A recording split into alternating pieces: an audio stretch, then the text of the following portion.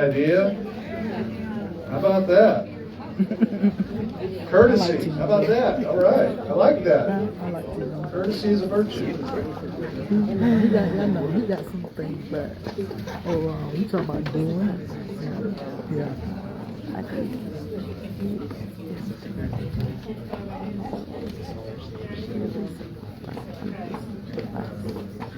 Yeah, that. Yeah. If he was getting that much, he would. Yeah. Candidates, use your table. I'm going to over here. Yeah.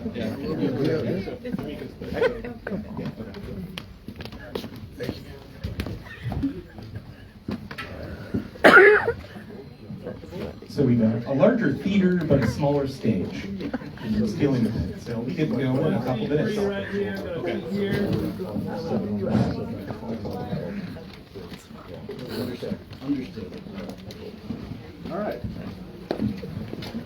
All right, welcome everybody to the Athens Mayoral debate hosted by Drew Abney and I'm going to press record in a minute. all right, he's going to hit record. I'm Russell Edwards. Thank you so much for coming and attending. All right, great. All right, this is that chat. Yeah. We are now recording. We're now live. Yeah. All right. Thank you everybody for caring. To start things off, we're going to play a little rock, paper, scissors to decide who's going to sit where and who's going to get the first opening statement. So, Mr. Denson and Dr. Gant, if you would please. Let's So do it's the 1, 2, 3, You're shoot. just doing out of one or best of the three? Just one? just one for just now. one. Oh, Just for now. follow our lead. Okay, 1, 2, 3, shoot. All right, ready? 1, 2, 3, shoot. All right. 1, 2. Okay. Ready? 1, 2, 3, shoot. Okay. Tim prevails. On to the next round. On to the next round. Okay, Mr. Fisher and Ms. Zuniga. Ready? Set, go. 1, 2, 3, shoot. Okay, Ms. Zuniga, you prevailed. Okay, Mr. Denson versus Ms. Zuniga. On your mark. Ready, set, go. 1, 2, 3, shoot. Okay, Ms. Zuniga. Ms. Zuniga will be in this first position. Mr. Denson will be in the second position. Hold on. And now for the consolation right here. We have ready. All right. Ready, set, go. 1, 2, 3, shoot. Okay. Mr. Fisher will stay there. Dr. Gant, you will be in this position. Okay, there we go. Hey, it's fair, right? Okay. Hey, give a round of applause. Fair play, right? Okay. Yeah, it's so fun. Yeah. All right. I'm not sure what all that was about. So you can take a chair away and then we do it again and keep going? No. All right, great. The ordering matters. Okay. So, right. Hey, Russell, how you doing? Doing great. So the reason we did that was to kind of get our format going here. Ms. Zuniga will start off with her opening statement and we will go down the line. Dr. Gant will get the last opening statement. Then we will begin by asking prepared questions. We previously provided general topics to each candidate. And we will start with the first question with Ms. Zuniga. Then each candidate will answer it in turn. And then we will start with Mr. Denson for the next question. And then we will start with Mr. Fisher for the next question on down the line. And then the real fun part starts towards the end where each candidate gets to ask another candidate a question. Just one question. Just one question. To one candidate. To one candidate. And then we will have closing statements, which will begin again with Ms. Zuniga, Mr. Denson. You see, this rock, paper, scissors was important. Okay? I'm right. a believer now. Yeah. Okay. All right. All right, so let's go ahead. Let's get started with the candidate opening statements. Each candidate will have 1 minute for an opening statement. Each candidate will have 1 minute to answer each question. And just like the first debate, we'll grant rebuttals when people are called out to try to keep everything going in an interesting fashion. So, Ms. Zuniga, your opening statement. Good evening, everyone. Quisiera darles las gracias a mis amigos que acaban de venir esta noche, los hispanos, que están participando conmigo. Gracias por venir. Okay. I would like to welcome you and thank you for coming because These past 4 years that I've been involved in the community, this is what it's about. It's seeing community come out and listen to the candidates and you being involved. Because back in 2022, we had 80,000 registered voters and only 22,000 people came out to vote. Think about that number. But I want you to understand also that this is a nonpartisan race. If anybody talks anything besides what issues are affecting this community, that's just basically to politicize and divide. So hopefully we stick to the issues. I'm running because I'm, like most of you, 15 very seconds. tired. I'm tired of the status quo. I'm tired of the same recycled, repackaged elected officials that keep running and being put into the same positions and no changes. I look back at 4 years when I ran before and I'm 5 still seconds. running on the same platform issues. So I'm running to make changes and to bring a fresh, different perspective. Thank you, to Ms. Athens. Zuniga. All right. Okay, Mr. Denson, you have 1 minute.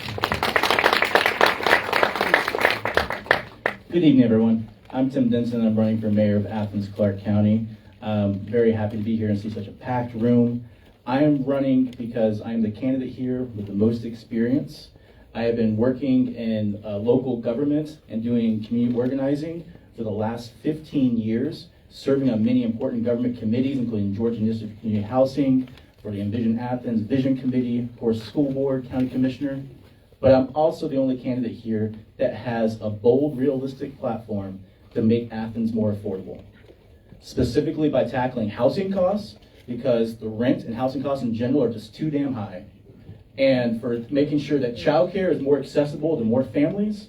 And the last big piece of my platform planks is tackling homelessness. So we can reduce homelessness here in Athens, Clark County, which is what I've been doing as a day job for the last 3 10 years, seconds. successfully getting families and individuals who are experiencing homelessness on the streets instead into housing and having productive lives that can help Athens, Clark County.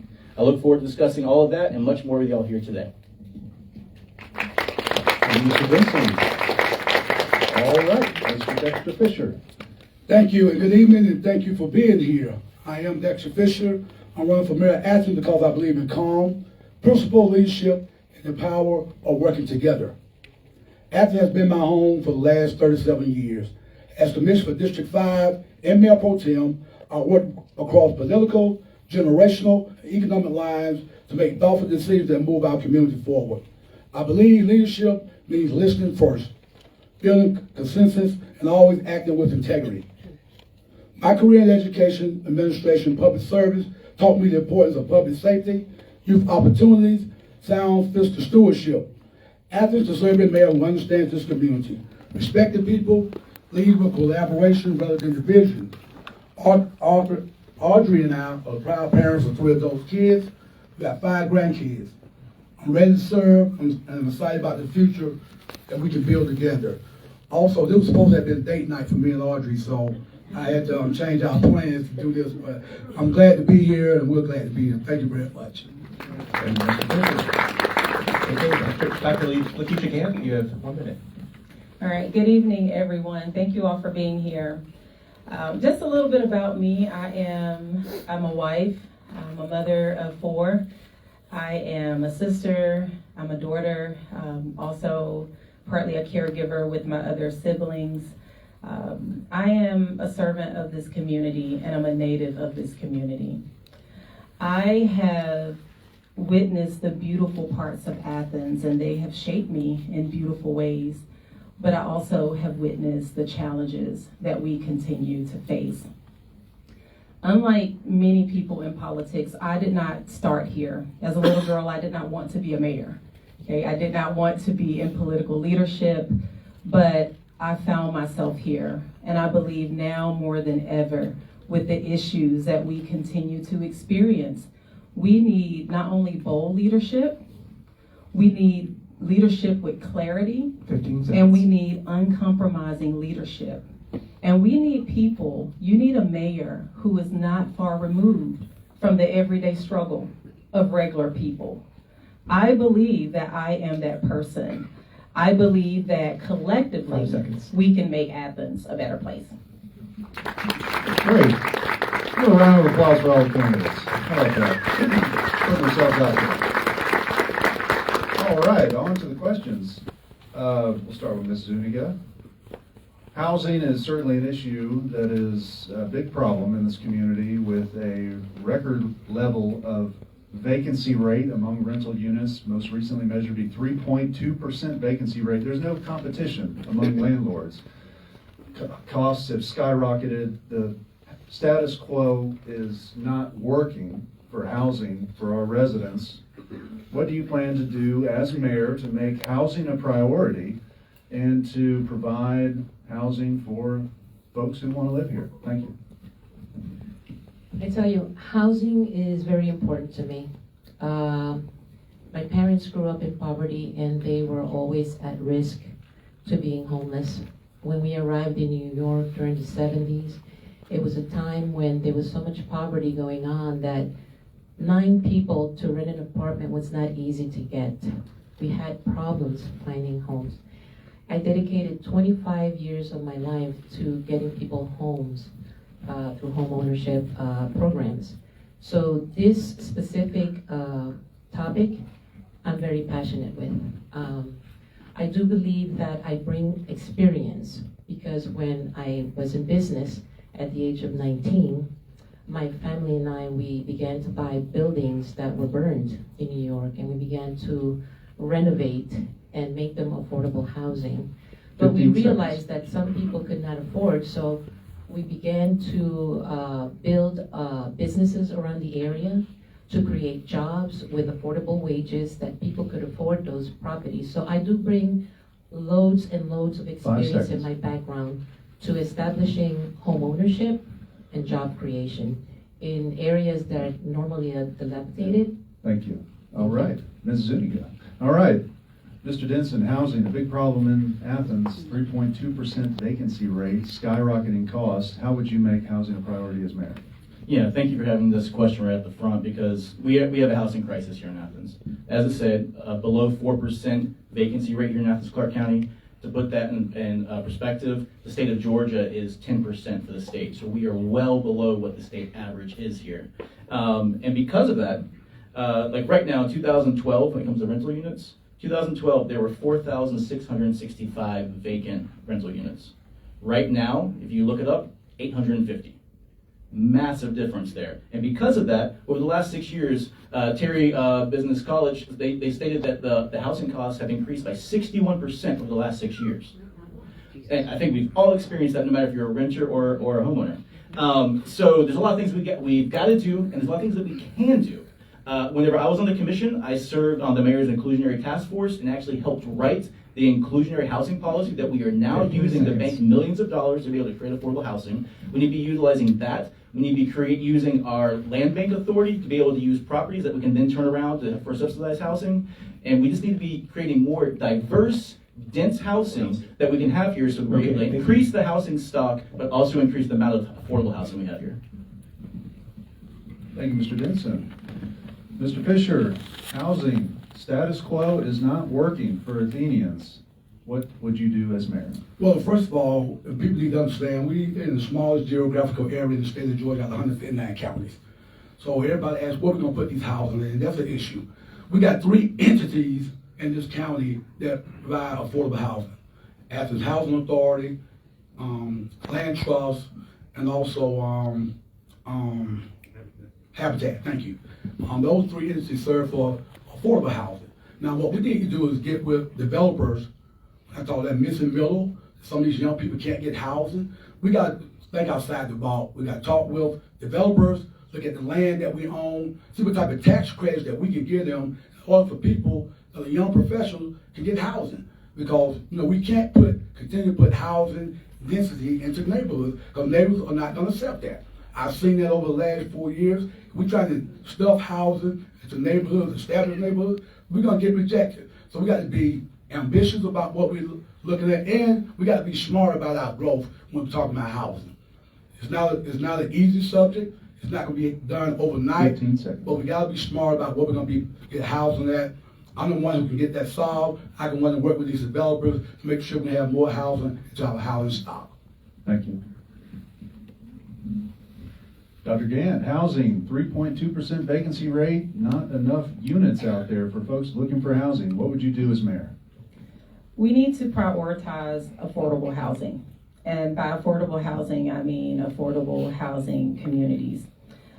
Based on the information that we have, because we have a lot of information, 58% of renters in ACC pay more than 30% of their income. So that's one issue. The second thing is that we have an affordable housing investment strategy that has laid out a good bit of the recommendations for us for our local housing fund that was referenced earlier. But we need money for that local housing fund. I believe that our first priority needs to be coming or approaching our partners like the University of Georgia, who are not a part of our tax digest, and asking them to help us fully fund our local housing fund. If we continue to piecemeal a local housing fund, then 10 years from now, we're going to continue to be having the same conversations over and over as costs continue to increase. $1 million, $2 million, $3 million, that seems great, but it is not enough. And the more that we delay that, the less money we have to actually create affordable housing communities. Great, thank you. Next question. All right. Mr. Denson, this is going to go to you first. As Russell and many of you all talked about in your answers to the last question, estimates of growth in Athens, Clarke County are pretty interesting and alarming in some ways. We can make a strong bet that the county will be growing in the next 10 years and rapidly. My question to you is this: as mayor, who will you be making policy decisions for? Is it the person who was born in Athens 50 years ago? The person who moved here 5 years ago and is raising a family? Or that person who is hearing about how awesome Athens is, maybe going on Zillow, and thinking about moving here? Well, the thing is that if you're a mayor here, you can't be siloing those decisions. If you're somehow trying to make a decision only for one small subsect of people, you're setting yourself up for failure. The thing is, like you said, if you look at, again, Terry College Business, their economic forecast, the state of Georgia's economic forecast, we are going to be seeing growth here, pretty large growth. And if we say, well, we're not going to prepare for that, we're only going to take care of the people who are already here, you're actually hurting the people who are already here, because some of those people, including UGA students, are still going to come, but you're not going to have that extra housing stock. So they're going to be competing with all of us in this room who are already here for our housing stock, making the rates go higher, making your property taxes and your assessments go higher, and actually hurting everyone. So it's a complex issue. We're going to have to be able to prepare for all of those things. And so that's why the future land use map is so important. Our new zoning that we're coming up is so important, and that we need to get these things on the books and start working on them, because that is what's going to guide our growth. The big part here is that we need to make sure that when we're having this growth, it's not hurting those people who are already here, and instead we're supplementing what's already here. Mr. Fisher, you have one minute. As mayor, who will you be making decisions for? Again, I agree, Mr. Denson. We just can't be in shallows and make decisions for any particular group. However, when we make those decisions, we got to be smart about making those decisions. First of all, you got to have sewer and water in order to make those type of decisions where you're going to put housing at. We have an infrastructure problem that nobody wants to talk about. We got a sewer and water issue nobody wants to talk about. And we got to deal with that issue right now. As part of our future land use, we have 90 days of service delivery plan. And we're supposed to do one this Tuesday at our work session. But I would not support any housing growth. Matter of fact, I'm looking at doing a moratorium once I become mayor. I'm not looking at any type of housing growth till we answer and deal with our sewer and water issue. We got a crumbling infrastructure system. Our water system is great, probably one of the best in the country. But until we can deal with that, then we have to look at growth. And like I said earlier, there has to be a smart way to look at growth. You just can't stick housing anywhere, especially if you don't have an infrastructure in place to do that. Thank you, Mr. Fisher. Dr. Kent, you have 1 minute. As mayor, who will you make policy decisions for? As mayor and as in any positions that we're in, we are expected to make decisions for Athenians. And that includes Athenians that are here, Athenians that are unheard, Athenians that vote, Athenians that cannot vote, Athenians that are not well represented, and those that are represented. And The problem is our government has not done that. We have not always reflected the diversity of families and communities that we have here. So I think it's imperative as mayor, I will make decisions based on the community needs. But let me also say, there's a community of people here in Athens that are hurting, that are unheard. We have an aging community here. A significant portion of our population here is over 65. We have a youth population that's underrepresented. We have a veteran population. Their voices are often left out. And so individuals who are unheard, they are important to this conversation as well. While the goal is to make decisions for everyone, we have to include all of those voices. Thank you, Dr. Gann. Ms. Zuniga, you have 1 minute. As mayor, who will you make decisions for? I don't think anybody answered that question, quite frankly. Especially Tim, because we are in silos. We have to recognize that we are in silos. I mean, we can't be just representing the small group of people that we constantly reach out to. I think part of the work that I have done is go out to the different communities and ask them what are their needs, because we need to go out to the communities and ask what they need. I don't think that I have seen anybody really go from community to community. You would see them, you know, and that is part of a mayor's duty. A mayor should not just be going out golfing to UGA or protesting with their groups on the street. You gotta roll up your sleeves and you gotta start talking to the businesses in the community that are providing the jobs, to the people that have those jobs and find out what their needs are.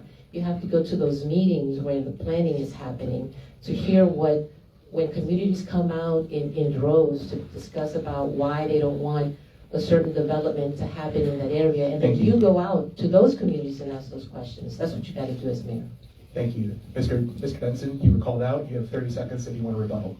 Thank you.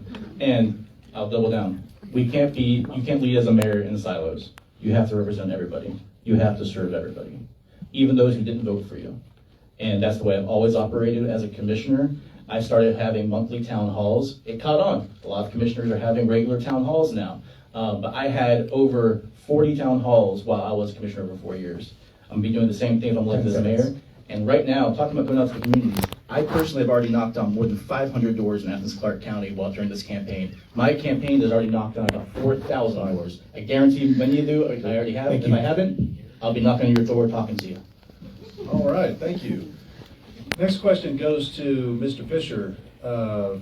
Road safety, 14 deaths on Athens roads last year, 32 the year before. We have a road safety problem in this community, and it takes many, many years. It has taken many, many years to do something about it. 23 years for a bike lane on Prince Avenue, 17 years to connect the Greenway through Oconee Hill Cemetery. How would you make road safety a priority as mayor? First of all, this community has grown tremendously, Russell, over the last 30 years. You know, when I moved here in 1988, there was 25,000 students at UGA, 7,000 people in this community. It has doubled now. We got 130,000 people in this community, 40,000 students at UGA. So in order for us to deal with, again, and we got to understand, and I've said this before, we're the smallest geographical area in the state of Georgia out of 159 counties. But we got to figure out how do we make roads and bike safety and pedestrian safety work together. We got narrow roads. We don't have opportunities to build those things because how we do our T-Squash projects and our Squash project is terrible, and we can't get things done because we don't do them in the right way. So it's important that we study what we got, take a look at what we got, and make sure that we put the right infrastructure in place where cars, bikes, and pedestrians can work together 15 seconds. in order to get through town, because it's difficult. And one thing I want to mention, I have talked to UGA about eliminating cars for freshmen. All right. Dr. Gann, road safety, I think every parent is a little paranoid when their child goes out and about in the world in Athens on a bicycle or walking. How would you make road safety a priority as mayor? Russell, I know you mentioned that every parent is concerned, and as a parent, I agree. I'm going to also say that as citizens, we are concerned. When I drive down a road and there's no sidewalk, it is alarming. And we still have places that are very busy places, and we don't have sidewalks. And so I think at some point, I know that we still have to prioritize and tier how we are going to build our transportation infrastructure in Athens. But I believe, just like with everything, it's a priority. And if I can't walk safely from my house to Walmart, or if I cannot travel safely from, a place on Lexington Road, then we are missing the mark. I think we have to first start with what is priority. 10 seconds. And those would be, first of all, our pedestrian safety. I think we've done a very good job at ignoring that. And quite frankly, I hear people up here saying all of the things that they've done, but we're still in the same place. We're still in the same place after 40 town halls, after people serving on the commission. And so that tells me we need someone different to move these solutions forward. All right. Ms. Zuniga, 2 people were struck and killed crossing the street next to the Classic Center last year, and in about 2 months, the commission built a new curbing and pedestrian island. So sometimes these projects happen very rapidly. How would you make road safety a priority as mayor, and what's the holdup? Why does it take 2 months to get a curb by the Classic Center, but 23 years to get a bike lane on Prince Avenue? Well, I tell you, one of my biggest concerns when addressing this is always about money. You need money. Where are you going to get the money from? Urban 3 study, and I hope that all of you go and look at Urban 3 study. It studies high density, but it also gives you insight to the infrastructure deficit that we have, which is $30 million. That's just one item that we're in a deficit for. $30 million per year. That's $60 million 2 years. So my concern when it comes to adding new programs, which we desperately need, and that is in reference to safety, that is a priority, but we need money. So we have to see first how we address the infrastructure deficit that we have, how we can look at the budget and see where we can cut from, because folks, I really don't think that raising your 15 taxes seconds. is the option. Thank you. Mr. Denson, no matter whether you walk, ride a bike, or drive a car, we all want the same thing: fewer cars on the road. How would you make road safety a priority as mayor? Yeah, we need to expand it, and as that question, Mara brought up good statements. We need funding, it's a priority, but we're not gonna raise taxes, so how are we gonna do it? Right? How? Well, we gotta find new revenue then, right? We have to find a way to pay for it. That's why I'm actually working, not just saying, hey, this problem, what are we gonna do? I'm bringing you a solution to what we can do. We create an inclusionary parking policy that I'm talking about, in which we have developers who are building developments. Instead of building unnecessary parking spots that aren't going to be utilized, they can bank that money and put it into a fund that will actually pay for a multimodal system, or not trains, well, I'd like to train too, Athens transit buses, crosswalks, sidewalks, bike lanes. We can actually have a new revenue source specifically dedicated to these things that we're talking about that are drastically underfunded. We have to find a way to do this. And it's true, we haven't done enough, but we are doing things. Again, I campaigned on getting zero fare public transit in place so that our low income folks who rely on the bus can get by work. We have zero fare public transit now in place. And I worked with people to actually get T-SPLOS projects for Jefferson Road, Lavender Road, Vincent Drive, and Jefferson River Road that have funding now. 1 second. But we need to find a way to actually get them 30 implemented. milliseconds. Thank you. All right. Next question. To Mr. Fisher. Dr. Gant, sorry. Again. I'll take a note with you. We'll get back. All right, this will go to Dr. Gann. Anyone want to respond? So immigration enforcement has become one of the most controversial issues we're facing as a nation. But this is also a local issue. Cities across the country are having to figure out quickly in what capacity they will provide support to federal immigration officials. Here's the question. As mayor, how would you approach the relationship with federal immigration officials, like ICE, if they become a larger presence here in Athens, Clarke County? Only 60 seconds. Well, how about a minute and a half? Okay. You all get a minute and a half. And so I do know that there has been legislation as it relates to our sheriffs participating with ICE. Let me say this, however. The climate that we have now nationally is inhumane. It is dangerous. And it sends a message to our local immigrant community that they are not welcome, that their needs are not important, and that they are not a part of our community. We just had a question about who do we make decisions for. We make decisions for everyone that's here, and that includes our immigrant communities. And we have to be very clear that although the sheriff may have to cooperate with ICE, that does not exclude us from being bold. That does not exclude us from saying you are welcome as a part of our community and that you belong here.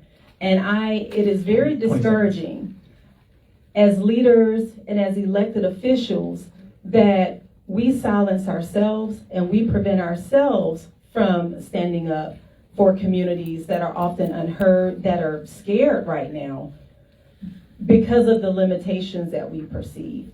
So your question regarding how do I approach that, like I would approach anything else, validate the humanity of our immigrant community. Thank you. Ms. Zuniga, you have a minute and a half. I'll repeat the question. As mayor, how would you approach the relationship with federal immigration officials if they become a larger presence here in Athens, Clarke County? I think this is an excellent question, appropriate for me, who I am an immigrant. I think this is a two-part question, a two-part answer for me, because number one, there's the legal aspect of it. Back in 2023, the city manager had a letter out in which he had a research done, and the city said that this was not a sanctuary city, and it did not have sanctuary policies. And why that is important is because when you're not, then you have to oblige by enforcing those laws. That's number one. Number two is my personal views as an immigrant. Now, we have all seen the images in the news and the performative politics that goes on by the left, far left, and the far right, which is meant to divide and scare people. But at the end of the day, we're dealing with these issues with human beings, and we have to deal with it in a very compassionate form, because there's too many undocumented immigrants who experience violence and sex crimes from One second, criminals Ms. Zuniga. who are ICE. One who ICE is second. trying- Would somebody please silence the phone there? Thank you. Go ahead. Thank you. I get an extra second? Yes, you got some You extra interrupted seconds. me. Go for it. Thank you. I float. You can start over if you like. I'm sure. No, I was just saying that the optics are really affecting all of us, Sometimes we don't know what to believe on the left or the right, but who is really affecting are the undocumented immigrants that are in communities and are actually being affected by criminals that are doing crimes to them, and these are the ones that ICE has to look for, right? So sometimes they're scared to report these violent crimes, so they suffer in violence. So the community needs someone like myself who can speak the language, go out there and break that misinformation and look for ways where we can work with the police department to try and get those criminals out of this area even before ICE would have to come here. That's what we have to do. All right. As a reminder, please silence your cell phones. Thank you. Mr. Denson, the question for you. As mayor, how would you approach the relationship with federal immigration officials if they become a larger presence here in Athens, Clarke County? You have a minute and a half. ICE has no place here in Athens, Clarke County, and I have actively worked with my fellow community members to try to alert people when they have been here, because they have been here. They've been here in Athens, they've been in Madison County, they've been in Oglethorpe County, they've been in Oconee County. They're doing these things here, maybe not at the same level, but actually the state of Georgia has the 4th highest number of ICE arrests in the entire country for a state. So we have to have leadership that is very clear. And some of these answers up here today have not been very clear. It has to be very clear. ICE has no place here. And if I am elected as mayor, there is no way that my administration is going to work with ICE to help them come in as masked individuals, terrorizing families, breaking up families, and dragging them out of their homes. And the thing is, they're actually working against their own efforts. As it was talked about, they actually create terror. And so whenever you do have somebody who is in the undocumented community, who is violent, you have those people around who know who that person is and what they're doing. They're not going to go to law enforcement and tell on them because they are scared for themselves. 15 seconds. So you're actually creating a cycle that's actually hindering what is supposedly the point of ICE. Well, of course, I think we know that ICE is actually being utilized by our federal government right now to actually create fear and divide and terrorizing. So, very clear answer. ICE has no place here. I will do everything I legally can to stop them from utilizing anything here in Athens County.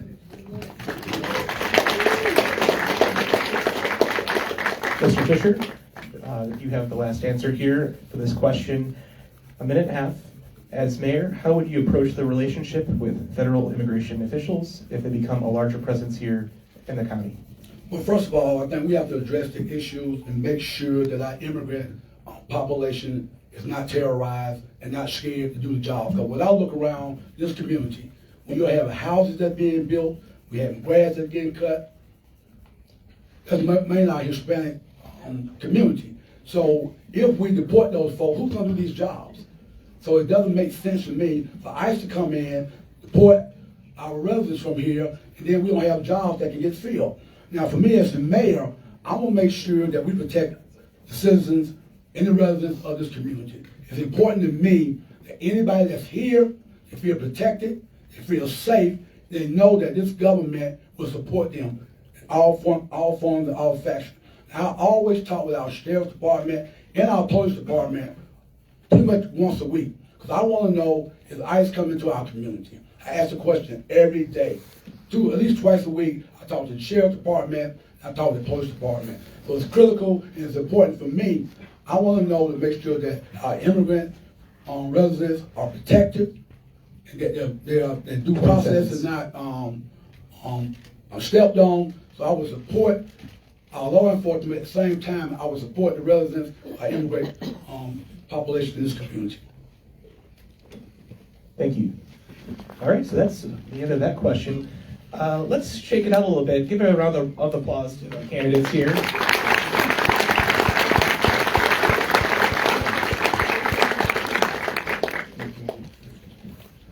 All right, next up, Mrs. Zuniga. Along with our housing problem is a problem with homelessness, the unhoused population.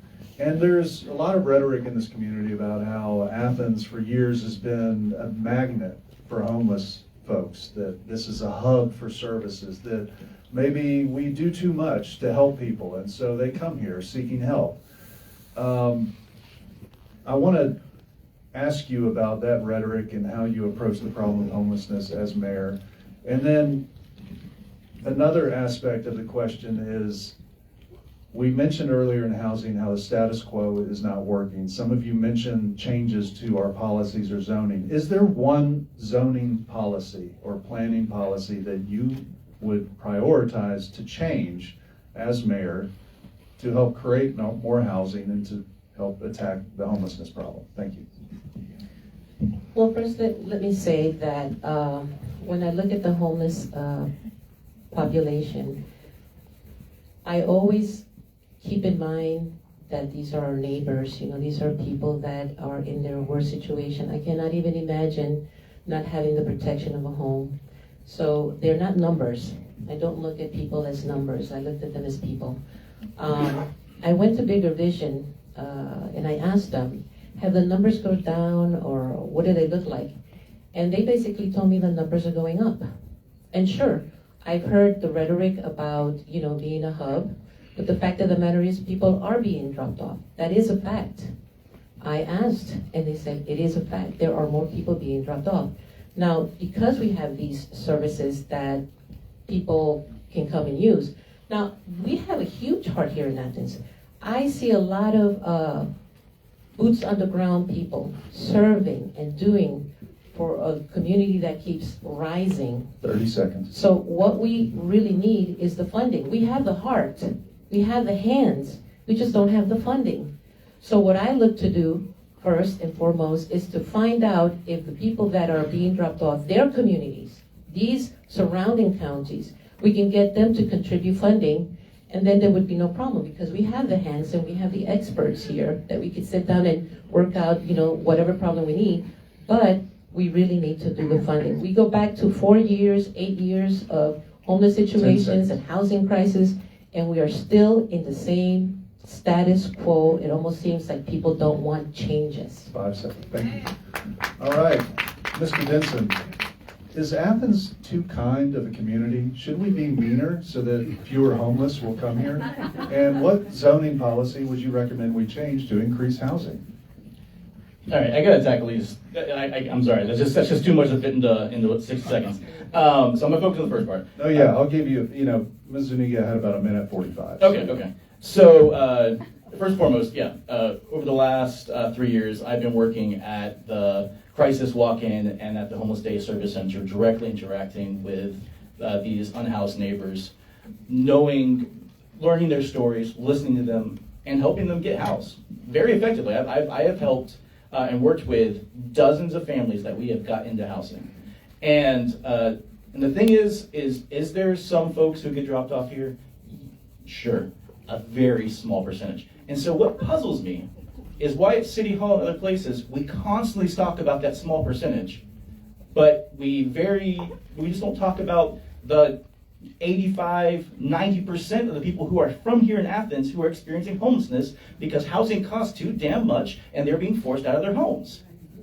We have hundreds and hundreds of evictions. That's why I worked diligently to get an eviction prevention program passed and passed it unanimously, in which we've actually kept over 400 families in their houses instead of getting evicted. Those are the kind of policies we need to put in place if we're going to reverse this. And I was just last week, I participated in the point in time count. For those that don't know, HUD requires every single county to do a literal count over 24 hours of how many people are experiencing homelessness in the city, in that county. I've done this for the last 4 years, getting out there, talking to folks, interviewing them, knowing where they're from. Seriously, such a small percentage, it's about 15% or less, are being dropped off or coming from somewhere else. These are our fellow Athenians, and they don't deserve to be unhoused. We need to find that funding, and we talk about funding, but we talked about, not funding answers. So I want to be working to have a collaborative government model that we've seen in other communities where we work with the state, UGA, the hospitals, which are paying tons of money into this, TBHDD, so many other entities, the school district, where we pull together not only our funding, but our resources and our work together so that we can tackle this problem and we can reduce chronic homelessness here in Athens by 50% over the last 10 years. 30 milliseconds. All right, Mr. Fisher. So is Athens just too kind? Do these homeless folks need to pull themselves up by their bootstraps? Well, a couple of things. Mr. Denson talked about funding. Well, during the COVID, this community received $57 million of federal money. You all had the opportunity to deal with the homeless situation and the housing situation. You didn't do that. You squandered most of the money that came from ARPA. So we could, you sit here and talk about what we could have done, but you didn't do it. What I say about our homeless population, first of all, we do have a serious homeless situation here. People are dropped off, and they dropped off more than the percentage that you're talking about. You go to Bigger Vision, talk to people at Sparrow's Nest, people are constantly being dropped off in this community. And if you all don't know, House Bill 62, it's illegal to drop people off in our community. It's illegal. What I would do, first of all, write a letter to all our surrounding elected officials and say, if you're going to drop people off, you're going to send some resources, or we're going to send them back to your county and you take care of them. It should not be the responsibility of the taxpayer in this community to take care of folks that come from other places. I believe that our people that live here, the residents that live here, we need to take care of those individuals. And then nobody talk about our schools. We got over 100 kids in our community that are homeless. Nobody talk about them. If I have a priority, I'll make sure that the children in our school system and those families will get housing first. When nobody talks about them, talk about people that's on the street, but don't talk about those kids that are in our school system. So the money was 10 there, seconds. you all didn't use it, so now this is where we are. All right, I'll give Mr. Denson a rebuttal there, little call out there. Sure, thank you. 30 seconds. And honestly, part of it's just a not understanding how the state works. We are the region for a 12-county area and receive money from the state of Georgia through DBHDD and through DCA. That those other communities, those other counties, it is their money. But we receive it here in Athens, Clarke County because we have the hospitals. They don't have hospitals in Oglethorpe County. Because we have the shelters. They don't have shelters in Madison County. Because we have the behavioral center. They don't have a behavioral center in Jackson County. The state of Georgia gives that money that is due to those people and gives it to Athens, Clarke County that we fund those programs. So we are getting that money. 5 seconds. And again, you can go and talk to as many people and knock on the door every once in a while. I work with 2 these people and seconds. talk to them as people, know their stories, talk to them, 1 and I second. know the stats and data too. 30 Please, if you're going to say that milliseconds. I'm wrong, please 20 cite your data. milliseconds, 10, all right. Can I respond? Yeah, 1 second. If you're, there's a tripod back there live streaming this, so anybody who's having private conversations by that tripod, everyone in the county is listening. We're getting a text. All right, so we can hear you. moving right along to a counter rebuttal from Mr. Fisher. Go ahead, sir. But the question 20 was, seconds. The question was, with the $57 million that we received from ARPA, you had opportunities to deal with the homeless situation and housing, and it didn't happen. So that's what I'm saying. I understand about we get money from other regions. I understand that.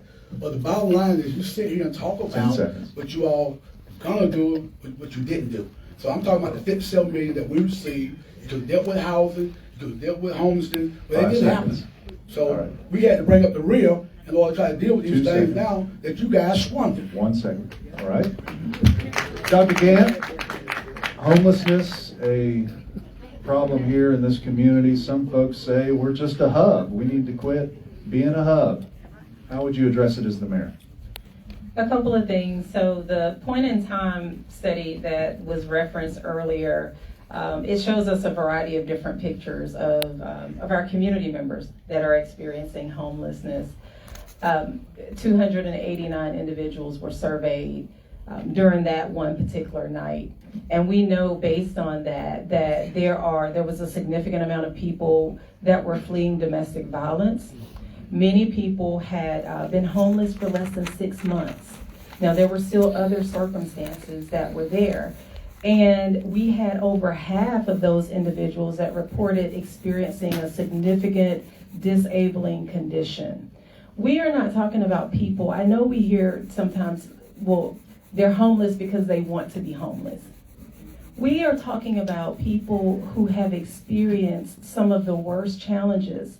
And to be quite frankly, many of us are about a paycheck or two away from our housing being impacted. So a couple of things that we need to do. One, we need to strengthen our relationships with organizations right now 30 seconds. that are caring for our unhoused community. We've also had individuals that are part of our unhoused community that have passed.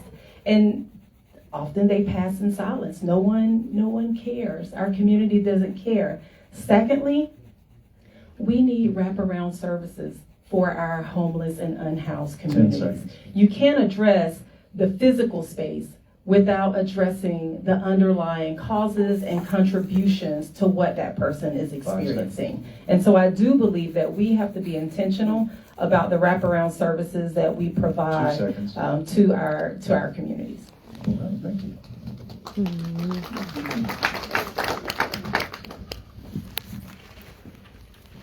Did you answer that question? Ms. Zuniga? Yeah, Ms. Zuniga. She's the first So, one. She's first one. started. All right, it's just so fascinating. You're going up first, right? Yeah. Okay. We're dealing with a lot of Got a lot of stuff going on. randomness here. Yeah. Okay. Carry on. So, Mr. Dempson, this is going to you. This next question is about our relationship with the county's largest employer, UGA. Okay. So UGA is the largest employer in the county. Occasionally, there are complaints that UGA doesn't pay their taxes that could benefit our county, or their fair share of taxes. Yeah. On the other hand, private student housing provides a majority of housing for students and also provides a sizable tax base. As mayor, will you work to increase or decrease new student housing developments? Honestly, we might not like it, but we're going to have to increase the amount of student housing. There is, right now in 2025, 32,399 undergrads. On-campus resident hall capacity is 8,240. So that's a difference of 24,159 undergrads who are having to live in our community off campus. 24,000 people. And they have been increasing the amount of undergrad enrollment every single year. And so I get honestly worried when I hear people talk about that they're going to put in place a block on building any new housing in Athens, Clark County, while UGA is planning on bringing a few thousand more students next year, a few thousand students again the year after that. Where are those folks going to go? In your house? Right? They have to go somewhere, y'all. And if we're saying we're not going to allow any more housing to be built, we're setting ourselves up for failure. We're also setting ourselves up for increased housing assessments, which means increased property taxes, which means increased rental rates, all of these things. And we're going to eat all of that. These students come through and they get the Hope Scholarship, they're doing all right.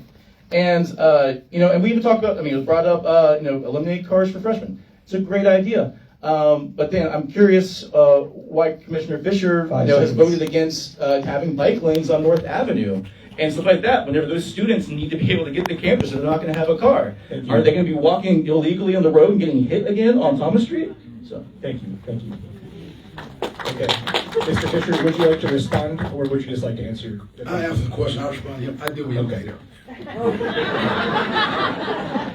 So a couple things, and I'm gonna push back on student housing stuff. We're overbuilt on student housing, y'all. Don't make no mistake about it. We're ready to build a 1,400 bed student housing right near a community center. We're gonna have a parking deck right in front of that community center. We don't need more student housing. I talked with a developer yesterday who told me that y'all talk about vacancies, we got student housing vacancies. And what students do, they move to the newest, shiniest building when they get built. They move around. So don't sit here and tell me that we need more student housing. And when I'm talking about moratorium, I'm not talking about forever moratorium because you can't do it. It's illegal. I'm talking about doing either 90 to 180 days. We got to get a handle on our beds, on our inventory, and what we got in this community. We can't continue to build student housing. And then you leave out our residents that live here. So UJ is only going to grow 1% per year when they look at student population. They are building more dorms on that campus. Again, having that conversation with them. I spent 30 years on that campus. I understand how things work over there. And I'm the one to get the job done to make this thing work for all of us. All right, Dr. Gabe, a question to you, and you'll have a minute and a half. As mayor, will you work to increase or decrease new student housing developments? We have a problem with student housing. We have a problem with student housing. And people that tell you we have to build, we have to continue to build, and continue to build, and continue to build, then when do we stop? We know that Athens, Clark County is one of the smallest counties in Georgia already. When do we stop? And so the more student housing we build, the more implications that has for our community. Taxes go up. Neighborhoods are impacted. I just spoke with someone this morning while canvassing. They were talking about the Atlas, that big monstrosity on Lexington Road. Wonderful, yes, because it is able to house students, but then we don't see the stories of the people who are left to deal with the issues in their neighborhoods. Many of these individuals have been in their neighborhoods for decades, and they are experiencing issues of something being, a neighborhood being clear cut, just come in, knocking down all trees and saying, but the person is gonna, have a few affordable housing units, and they're gonna contribute a little bit to the local housing fund or inclusionary zoning, which is still optional, and we're still in the same place. We have to push pause It does not mean that we can't eventually develop, but let me tell you, people who think that increasing density for others outside of our tax bracket is a solution to our housing problem, I'm telling you, they are incorrect, they are wrong, and they do not understand the needs of everyday people. All right. All right, Ms. Zuniga, you have a minute and a half. As mayor, will you work to increase or decrease new student housing developments? I'll give you some time to rebuttal later. Because interestingly enough, you'll notice the three minorities up here were pretty much in agreement with this. Student housing is a problem. If you go to the minority communities, they're being displaced, and we have to find a balance. Sure, UGA needs, for student housing, but when you start throwing data around and numbers, you're gonna hear a lot of information here from people throwing numbers, but are they really gonna solve the problems by throwing data at you? You need someone to go out and have dialogues. This is what we don't have. Sometimes, people don't like to sit with people because of their ideology. They're Republicans, they're Democrats. You gotta sit with everybody. You gotta sit with people who have expert knowledge in these fields. So I'm telling you, this is a problem for communities that are being displaced. You go out there, sure, some people just live in their bubble, right? They go play music and they drink wine with their little friends and discuss the books they read about, displacement and the philosophy and all things. But in real life, when you go out and you talk to people, this is a problem affecting the minority community. Thank you. Mr. Denson, you've been called out once again. You have 30 seconds for... Hey, when you're popular, I'm sorry. Yeah, we have to be, we do have to be smart about it. But again, this idea that somehow we're just not going to build student housing, when again, we know even if it's 1%, we have students coming here and we're not building the units for them. So again, the question is, I would love to hear my colleagues up here say something. Where are they going to go then? And so yes, we need to. I am in favor of us creating a student overlay district. I pushed for this back whenever we were working on the inclusionary housing policy, and I met with the planning commission. This is something we possibly could do, which would then incentivize student developers to build closer to the university in certain areas where we would then say that's where the student population and the student housing should be. At the same time, we do need to be creating overlay districts to protect historic black communities like East Athens so that they are not continuing to shoulder that gentrification. Here on Chat, we like to keep it spicy. Yeah. And Dr. Gantz, would you like to say something? You were raising your hand. You have 30 seconds. I just wanted to sort of highlight this question of where are they going to go? Where are we going to go? All right. Where are we going to go? And I think when we can switch and reprioritize those questions, where are people who are on fixed incomes, who are working 2 and 3 jobs, who are in these naturally affordable homes is what our affordable housing initiative investment strategy refers to. Where are we going to go? And also the idea of building close to the University of Georgia. We have a lot of gentrified neighborhoods in this radius. Okay, and so even the idea of building more student homes in communities that have typically and historically been occupied by marginalized communities is pretty insensitive. Thank you. Mr. Fisher, we're just going all around here. Yeah, I like to follow up, and thank you, Dr. Gann. She's right. When I talk to the residents in inner East Athens, they feel like they're getting pushed out. They get pushed out by students. Again, when I moved here in 1988, you never saw any students over in inner East Athens. Never. You go over there now, they're a stone throw away from there to be. So they're pushing those residents, and they feel that. I hear that all the time. We feel like we're getting pushed out of our neighborhoods. And that is just unfair to those residents that live there. We got to do better by the people that live here. Students will always survive, but our residents are most important to us and to me as the next mayor. All right. Can I respond to self called out again? Yeah, 15 seconds. Dr. Canton. 15. And so yes, I agree. Where are we going to go? I mean, that's a great question, but again, there wasn't an answer put with that. We need the answers. And that's what I'm pushing for. Again, I brought up an overlay district. I brought up an overlay district specifically for East Athens because we need to protect those communities so that they're not shouldering, because they have been. We've been seeing the student populations move there. And we need to stop it. So we need to have an overlay district that are protected. But again, we have to have answers to this question. We all know the questions. We need the answers. And that's why we're hiring a mayor.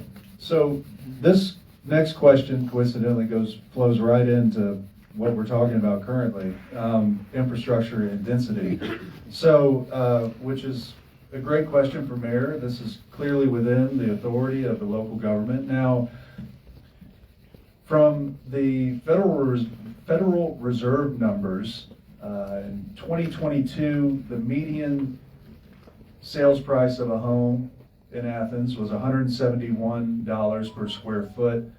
In 2026, $221 a square foot, a 30% increase in median home cost in 4 years.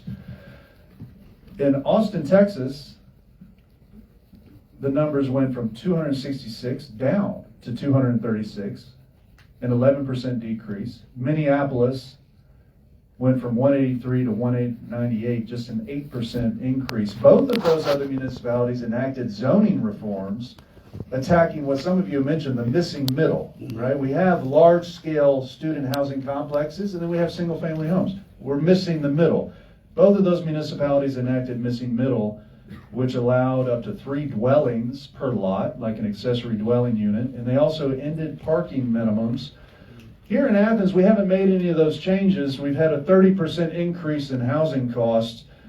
Meanwhile, it takes an act of Congress to put a bedroom over a garage here. So again, I ask, what specific zoning change would you put forward? I've heard moratorium, some other things, overlay.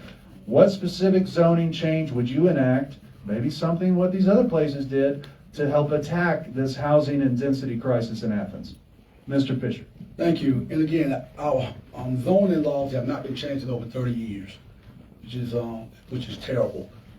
Our past government have not done a very good job to keep up with that zoning here. That's why we've got gentrification over in East Athens.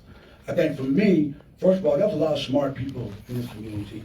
I think what we would need to do is get together some of our real estate folks, some of our bankers, and figure out where we would put housing, and then how we get that missing middle. Give you a perfect example. The housing authority right now got Savannah Heights. They got 11 vacant lots there.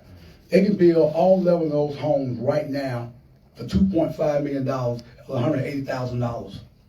That's single family home. That's generational wealth started building. So those are the type of things that we need to look at. Again, where we got available land, where we can offer tax incentives to our developers. You know, again, we want to make sure they also make a profit, but at the same time, make it affordable where young professionals that missing middle is missing, they can move into those homes. Thank you.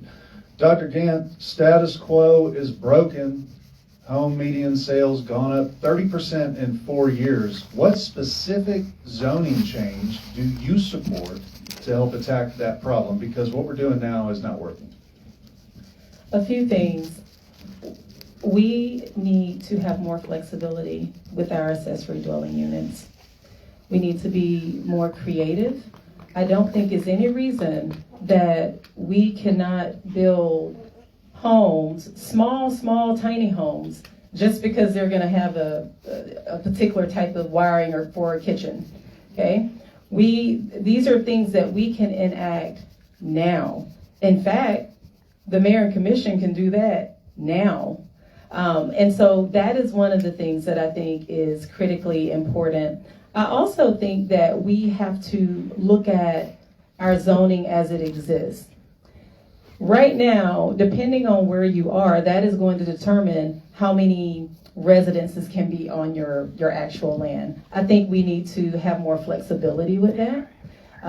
We have a lot of multi-generational families. We have people who, yes, we have a lot of people that move here, but sometimes we have people that their parents may relocate here. They may have to care for a parent or a loved one. It's no reason that they should have to jump through 10 hurdles and wait 5 years and then wait on a new mayor to be able to actually build a small home 5 seconds on their own land. Yeah. Thank you, Dr. Mann.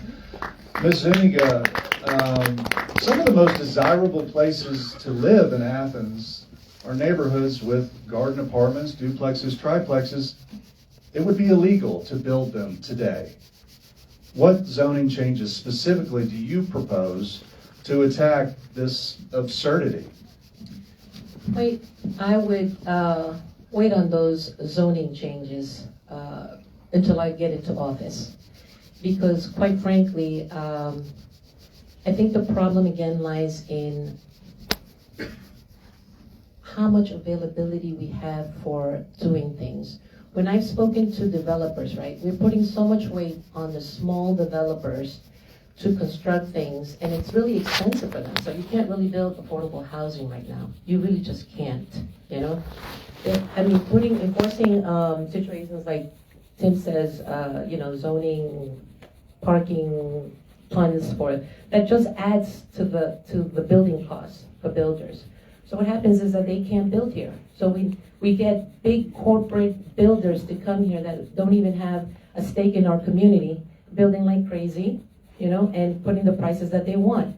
So we really have to go back to the grassroots type of business, And I'm that type of person that I have spoken to builders, small builders, to find out where the hurdles are for them. Before we even start tackling zoning things, we have to sit down with the professionals. And I don't mean people that get put into boards from banks. I've been there, I've been to the meetings where people put bankers and big corporate people who have no stake in our community to make decisions for us. So my answer is, we don't tackle zoning yet. We sit down with professionals and find a solution. Thank you. Mr. Denson, accessory dwelling units failed by one vote on the commission a few years back. What specific zoning change would you put forward and share with us today, and how would you, with the votes, to get it passed? Yeah, I mean, that's one of them right there. I helped write that policy. And so we need to bring that back. We need to have accessory dwelling units, and specifically do what they've done in Charlotte, North Carolina, where you also incentivize them to rent out that accessory dwelling unit at an affordable rate for like 50-30% of AMI, and in exchange they get some of their financing charges waived. So we need to be very creative with that. Other things, inclusionary housing policy. Whenever I was on the inclusionary housing task force, we were tasked to actually write 3 different inclusionary ordinances. One for mixed residential in downtown, which we did, and is being successful. We're also going to be doing one to help with home ownership, with actual houses that were being sold to actually be kept. And the third one was for single family rentals. Those other 2 policies still have not been done, so that's another 2 things that I would tackle. Yes, we need to also tackle on housing size, and parcel size. Right now, you can't legally build a tiny house. So we need to be waiving that. We need to pass the missing middle ordinance, which the planning department has been putting forward for years now, and it hasn't been taken up. Again, we have very inconsistent things being set up here, where we're talking about we need to have density or something like that, but then also talking about like, we're going to have a housing moratorium. So we have to really trust the data. I'm being damned here because I'm actually using data to inform my decisions. But we need to do that if we're going to know what the problem is and be able to come up with solutions for that problem. Milliseconds. Great. All right. Next question, the most exciting one, taxes. Dr. Gant, this will go to you. At the state level right now, House Republicans are working to have a proposal to eliminate property taxes by 2032. 2 questions about taxes. First, do you support the idea of eliminating property taxes? And second, if the state were to partially or fully by 2032 eliminate property taxes, what would you do as mayor to make up for the lost revenue? Absolutely not. Okay. We live in a community. We are a collective community. And what that means is that everyone has to contribute their time, talent, treasure, whatever terms you use. Our tax dollars fund infrastructure. They fund the running and operations of our government. They fund our schools. So in my mind, this is another way eventually to defund our schools. But then at the same time, we'll talk about how the young people are joining gangs and they need some type of additional support. And so I don't believe that we can expect benefits from a community and not expect to pour into that community. And that is exactly what this bill is about. Yes, there are steps that we need to take to look at the taxes that people are paying, especially communities that are disabled. I had a conversation a couple of weeks ago, or maybe a week ago, with a group of veterans. 20 seconds. Really exploring our options for our vulnerable communities and our communities that are experiencing poverty. But the idea of totally erasing taxes, 5 seconds. to me, is not only selfish, but what it means is that you're willing to take from a community, Thank you. but you're not willing to give and contribute to that community. Republicans in the State House are thinking about eliminating property taxes by 2032. There's a nice figure that shows how that happens gradually. Do you support the idea of eliminating property taxes? And if they do, partially or fully, what would you do as mayor to make up that lost revenue? Well, actually, I have to agree with Lakeisha. I mean, at first, when I heard as a homeowner, no taxes, it sounds very attractive, right? But as I started looking into it, I read that, you know, the taxes may be eliminated, but that the sales taxes would have to go up. And that's a problem. Also, the other problem that I read was that we would be more dependent on the state for our budget. And that would give less power over the local municipality over our decisions and hand it over to them. And I don't think that's a good idea, quite frankly. I think, you know, we can handle our own. We should start ordering our government, though. I think that as mayor, as soon as I would go in, I would like to have a clean slate and just look over where the expenses have gone. Because just like you Athenians, you know, I wonder where the funds go. And I would like to get an audit going, start from zero, seeing where things have been going, and starting with my administration, every dime will be accountable and transparent. But yes, I don't fully agree. I think there should be something gradual for people on fixed incomes or in poverty levels, but that not the way the bill is being drawn up. Thank you. Mr. Denson, do you support the idea of eliminating property taxes? And if the state does in some way, how would you propose as mayor to make up this lost revenue? I absolutely don't. They might have that chart showing how it goes up, but they don't have the chart showing how police and fire response time goes down equally. And just to inform the community on the audit, the state requires us to actually have a full audit every single year, and it gets done every single spring, and it's available on the ACC.gov website for every single year. But at the same time, right, this question, there are parts of our community that do need relief. That is why whenever I was on the county commission, I drafted the low-income homestead exemption that was passed, first one in the entire state, that would freeze property taxes so the assessments would not go up any longer for folks who are at 200% of the federal poverty level or below.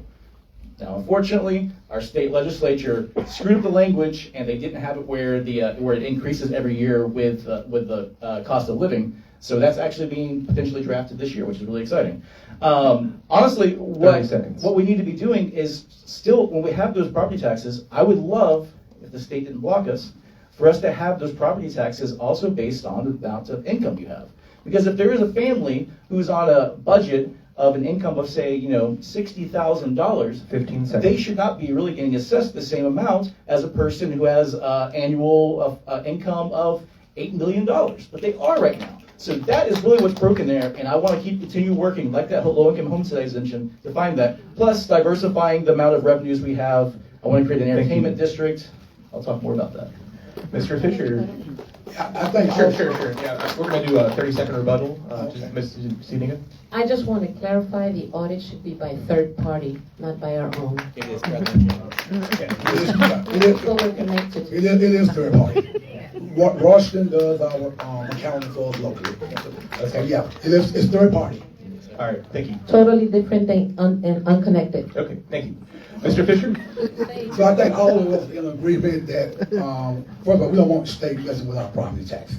I think on a local level, as local officials and our residents, we need to decide how we want those taxes spent. Now, for the last 2 years, we've lowered the millage rate as our commission. That has been done before. Can't get school board to lower their millage rate, but we lowered our millage rate. I agree with Mr. Denson. I would like to see a freeze on people that are 65 years and older. We would freeze their property taxes. And again, be based on their income. I think that's important that we do that and take a look at that, because I think our property taxes, that we use for our fire, our police department, for our roads, for all our infrastructure needs that we've been talking about here. So I would not support any type of property taxes that the state is trying to, take from us. These things should be handled on a local level.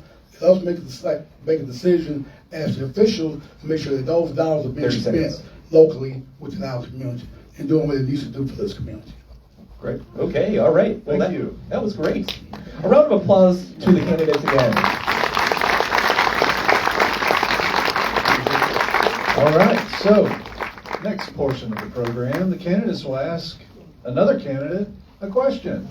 And due to her prowess as a rock, paper, scissors champion, Ms. Zuniga, you have the floor to ask another candidate a question. This will go to Tim Denson. Athens is made up of all kinds of people. You can't just represent your small group of Democrat socialists. And if you become mayor, you cannot continue to promote the us against them theme and expect people to support. There is only an us. In 2020, to disparage any opposing voices in the community, since the people of Athens want new elected officials to practice transparency, trust that has been lost. You have 1 minute. Yep. Thank you for that question. And as I was wrong. I went on the Tim Bryant radio show afterwards and talked with Tim on the show and said, I shouldn't have done it. The way I handled that was improper, and I shouldn't have done it. And I apologized, and I still apologize. Because it's true. I want us to be building in Athens for everyone. Now, my problem comes down when other individuals don't want that. I do struggle including individuals who intentionally want to exclude others. That's when we run into a bit of a problem. But I didn't. It was not my finest hour, and I regret the way I handled that. I do want to go back and talk about the revenues really quick, because I didn't get to finish. We need to be diversifying our revenues also, because we do have revenues going down, especially because of the new homestead exemption that was passed 2 years ago. So that's why the inclusionary parking, it actually drops the cost for developers. Instead of paying for 100% of a parking spot, they would pay 50% of what that would cost and put that into the transportation fund. So they save money, the community gets funding for transportation, and we get less unused parking spots. 1 second. All right, great. Okay, Mr. Denson, Would you like a rebuttal, Ms. Zuniga? 15-second rebuttal. Apology accepted, but with every apology, there needs to be action. Will you commit to visiting the Republican Party to include the Republicans and the conservatives when you're mayor? Oh, okay. Sure. Absolutely. All right. Absolutely. Okie dokie. Building bridges across the community. All right, Mr. Denson, now it is your turn to ask another candidate a question, sir. Thank you. Commissioner Fisher, my question is to you. We've discussed how rents here today are way too high, housing costs going up by 30, 60%, depending on what number you look at. How is it that you're going to be able to really prioritize that when you have accepted tens of thousands of dollars from realtors and property management companies in your campaign, including accepting donations from developers who had planning items come before you as a commissioner, such as SimForge, which you did not divulge or recuse yourself, which is a clear ethics violation? Okay, Mr. Fisher, you may answer that, sir. Yeah. So, first of all, the people who have donated to my campaign, these were individual people who donated to my campaign. For SimForge, I had no knowledge of that, and if there is a ethics violation, I have not been contacted by the State Ethics Committee from that perspective. Every individual that donated to my campaign, I guess you got an issue because I raised over $100,000 in my campaign, but at the same time, those individuals that over the 37 years that I've been here, I developed a relationship with people. I think that's important. People trust me. They know what I stand for, and they know my integrity. So I got issues with that you question my integrity. So to say all that to say is, people support me. I've done the work in this community.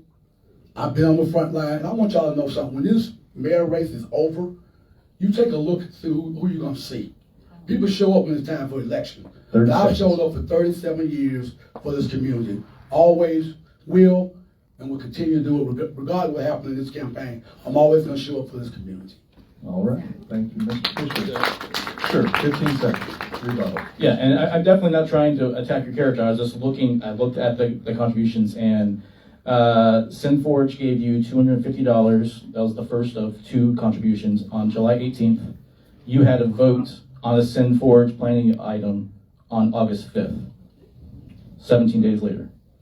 All right. And you did not recuse yourself. Could you tell me what that vote was on? You said I had a vote on. What was it about? What was the vote? I cannot remember exactly what it is. But I had those dates in which, yeah. Yeah, I'll go back and take a look. And if I did, I would have recused myself. But I like to know what that vote is. You know, you always talk about data. I want to know, what that was. I mean, you didn't like me because if I did that, I would have recused myself. All right. Sure. All right. Thank you. Next question. Mr. Fisher, you've only been here 37 years. You're a newcomer. You have a question for somebody else? Yes, I do, for Dr. Gant. I mentioned earlier about the school district have 18 meals because I spent 3 years there. Are you willing, as a board member, along with Mr. Denson, to take a look at lowering the millage to help how homeowners in this community for their tax? Thank you for that question, Mr. Fisher. And so to answer your question, historically, every year we look at it. It's on our agenda. We discuss it. We look at the community, our schools' needs. A large percentage of our budget goes to instruction and the employment of teachers and support professionals. I'm never going to compromise on that. Okay, so if I have to choose between keeping that millage rate the same and being sure that our colleagues that teach our children have a job, I'm not going to do that. So we actually look at it every year and we consider what is needed in our schools, what do our students need, and then we make the best decision. One of the things that is quite fascinating is that as a former employee of the district and part of the cabinet has always had the opportunity to use your influence and come before the board and say, this is where we are. We think we need to lower the millage rate. I've always had an open door policy with you, Mr. Fisher, and any of my colleagues in the board. And not once have you ever told me that I have concerns about the millage rate being what it is. And so while I appreciate the question, I am not going to compromise on funding our schools. There are too many efforts in place to divert funding away from our schools. All right. Can I respond? Yes, sir. 20 seconds. Thank you for that. And so, because I wasn't the superintendent, I did not come to you personally, but I did mention when Dr. Means was here, I talked to Dr. Thomas, we were looking at our budget. I said, we got some things here that we need to take, because I'm a homeowner. So I mentioned that to them, say, hey, can we taking a look at lowering our millage? 10 seconds. And again, as board policymakers, you all make that final decision for that, but I did mention it. 2 seconds. All right. All right. And also, since he implemented me in the question, saying Mr. Jensen. Well, hold on. We'll give 10 seconds to Dr. Camp, and we'll give 15 seconds to Ms. Athens. Go ahead. Yes, and so we do understand that there is a sort of standard operating procedure and how we go about the business of the school district. But you've spoken with me about other things. So if this were a priority for you, I believe that you would have come to me and said, Lakeisha, there is a constituency here, and this is what we have to do. And I would do what I do every year. Reach out to people that I have not heard from, look at the information and the data as presented, and look at the needs of our students and make a decision based on that. 1 second. All right. Good Mr. job. Benson, you have 15 seconds. Go for it. Yeah, and there's also just important, we need to realize that the school district has a lot less revenue sources than the county does too, especially since our main other source is QBE, which the state of Georgia has not updated in 46 years. That being said, I put in a request for the last 2 years asking for the low-income homestead exemption to be created for the school district. I have put that request in again this year to our board president and board 5 vice seconds. president. I do hope that that comes up. All right. All right, so we're gonna have Dr. Gant ask her question, but before we do that, we're blasting through these topics, through the format, and we always had this in our back pocket. We did tell the campaigns that we might have the ability to open this up to the audience for questions. So if you have a question for the candidates, start thinking about it, right? We'll have that, and then when we're done with Dr. Gant's question to one of the candidates, we'll go over that format. But we're realizing we have some more time before closing statements. So start thinking about stuff, and we'll get back to you. Dr. Gant, you can ask another candidate one question. Okay, thank you. I'm going to see how I could sort of put all of this in one. This is for Mr. Denson. So, Tim, I've heard you talk about all of the things that you've done, and you've mentioned I. You have said that I wrote the policy for ADUs, although we do not currently we don't have more flexibility. You talked about putting in the request, okay, for our tax exemptions. You talked about working with the homeless communities. And oftentimes those are things that all of us have done as well. But I've heard you focus on and I've heard you really advocate for density. Oftentimes density that is not reflective of affordable housing. What I want to know is, how do I trust? You said that you were the person with the most experience. And if throughout your experience, you focused on you focused on the people that were in your circle, you have said trust data, and data often is not reflective of marginalized populations. How will I trust you as mayor to fully represent unheard communities, regular everyday communities, communities that are not even reflected in the data that you might refer to? How can I trust you to put our community, and I don't mean the community that's just sort of showing up and in your circle, but how can we trust you to put everyone's needs first? All right, Mr. Denson. Sure, I'm going to continue meeting people where they are. Again, I'm going to go into every single neighborhood, talk to people in every single neighborhood, listen to their needs, listen to what issues they're grappling with. I'm going to hold town halls as mayor in every single district. And not just for the folks I agree with. Honestly, I can tell you this, I think all of us in this, you go to a town hall, you're oftentimes getting the people who are most upset there talking to you. And I welcome that, very much so. And engaging with those folks there. There was a number of people, I can tell you, that have disagreed with me on things. And the way I like to operate is to sit down with those individuals, talk to them, find out where that common ground is, talk genuinely. I'm not going to just tell somebody what they want to hear. Talk genuinely and honest with the person, and again, find out where we can work together, and then where we can't, acknowledge that in a respectful manner and move forward. I am always most excited when it comes to policy when we work with the communities that are going to be most impacted by it. When it came to, I share this story all the time. When I was first with Athens for Everyone, we were going to push for that zero fare public transit policy first and foremost. But we decided we're going to slow down. We needed to. So we started riding the bus, interviewing folks on the bus, interviewing people at the multimodal center, going along the bus lines at bus stops, interviewing people there, asking them what their priorities were, doing surveys with them. They said Sunday bus service was actually the number one priority. And I wouldn't have known that without talking to those people. We wouldn't have known that without talking to them. And so we would listen to that. We pushed for that first, worked with those community, and got that policy passed. Same thing when it came with cash bail reform. Same thing when it came with our immigration resolution, working with those communities. 10 milliseconds. All right. Dr. Gant, rebuttal. 20 seconds. I hear you saying listening, but at the same time, you have been an advocate, as evidenced by your vote, of a new 1,400 bed apartment or development downtown in the midst, the core project.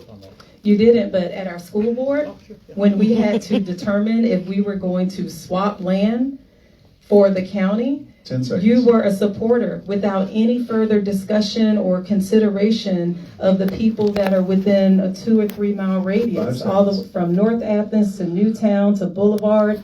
You had no 2 consideration. seconds. And so I hear you say listen, but then I look at your actions when it comes to density, 1 and second. it tells me that you're not listening. 30 So how do we seconds. get around that 10 milliseconds. and trust you? So, okay, counter rebuttal. The item that you're talking about was that accidentally a very small parcel on a deed of a part of a parking lot was still in the school district's name, while inadvertently, it should have been the county's name. So we were asked to be able to change that and hand it back over to the county the way it was supposed to do, but there was a scrivener's error that never allowed it. Yes, I did vote for that, because to hold a parking lot, whole parcel hostage, even if that core development didn't go through, to hold that whole thing 15 hostage so that seconds. nothing could ever happen except for have it be a parking lot, that's not smart leadership. 10 seconds. All right. Thank you. Okay, so this is the exciting portion of the evening where we can go out into the audience and we'll give each audience member a chance in turn to ask each member a question. So anybody have a question for Ms. Marzaniga? Just raise your hand. Okay, in the very back with the glasses, go ahead and shout it out there, sir. So in the light of the recent anti-ICE protests and earlier the No Kings protests, we've seen a lot of people turn up, and we've seen that a lot of people and not just from UGA but all over Athens, and even Get to the question. so Quickly. okay, so how would you respond to how would you respond to further protests and listen to them as mayor? All right, Ms. Zuniga. Well, when I was young, I did a lot of protesting myself. That's why we live in the U.S. You are entitled to go out as a young person and protest anything you feel that is not right with you. And I applaud that. As a matter of fact, that opens conversation to our community. I would love to. I'm a great communicator. Anybody that knows me, I'm willing to talk about any topic. And it's not anything particular to anything, really. Whatever you wanted to discuss. So in regards to your question, how will I address that? I would welcome you. I would welcome your concerns. 30 seconds. But as mayor, I want you to understand, as mayor, not even now, the last 4 years, have I involved myself in any group. Because as mayor, you have to represent everybody. So there are people that are for or against some things. But I do welcome the conversation with you about what is important to you. Thank you, Ms. Zuniga. Okay, next up. Well, who wants to ask a question to Mr. Denson? And I'm going to go to you, the microphone, right over here. Yep.